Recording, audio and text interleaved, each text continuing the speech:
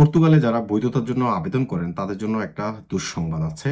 এই খবরটি হচ্ছে এমন একটি খবর যেটি পর্তুগালের সবকটি জাতীয় গণমাধ্যমে প্রকাশ করা হয়েছে। যারা পর্তুগালে বৈধতার জন্য আবেদন করেন তাদের আবেদন রিজেক্ট হলে তাদেরকে দেশ ত্যাগে নিষেধাজ্ঞা দিবে। পাশাপাশি যদি কেউ নিজ থেকে দেশ ত্যাগ করতে না চান, পরবর্তীতে পর্তুগিজ কর্তৃপক্ষ তাকে দেশ থেকে বাধ্য করবে। এই খবরটি এমন সময় প্রকাশ হয়েছে যেখানে ইউরোপে কঠোর ডানপন্থীদের উত্থান বা জয় জয়কার।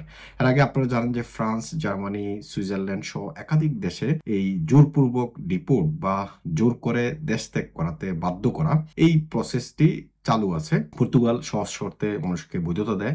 এই খবরটি দীর্ঘকাল ধরে চলে আসছে এবং সাধারণত ইউরোপের বিভিন্ন দেশে ছড়িয়ে ছিটিয়ে থাকা অবৈধ অভিবাসীরা বা অনিয়মিত অভিবাসীরা পর্তুগালে নিয়মিত হওয়ার চেষ্টা করেন এবং তারা এই দেশটিতে আসেন।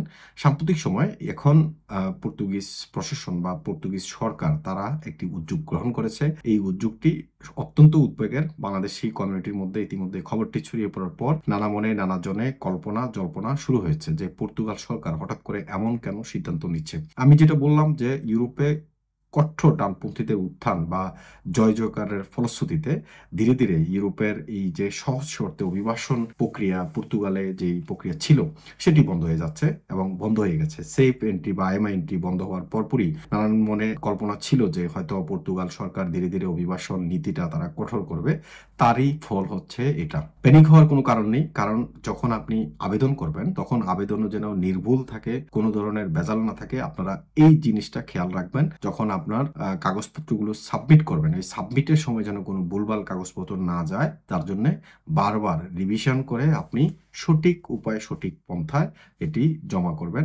তারা খবরে যেটা বলছে যে এই পর্যন্ত 4,500 মানুষকে ইতিমধ্যে তারা দেশ থেকে নিষেধাজ্ঞা দিয়েছে এবং এই সংখ্যাটা প্রায় 18,000-এর কাছাকাছি। এবং তারা ইঙ্গিত করেছে কোন দেশের নাগরিককে আসলে তারা দেশ থেকে নিষেধাজ্ঞা দিয়েছে। এখানে সাবকন্টিনেন্টাল ইন্ডিয়ার যে দেশগুলো অর্থাৎ বাংলাদেশ, ভারত, পাকিস্তান, নেপাল সহ এই সমস্ত দেশগুলোর দিকে ইঙ্গিত করে বলছে যে এই সংখ্যাটা এখনকার সময় 18,000।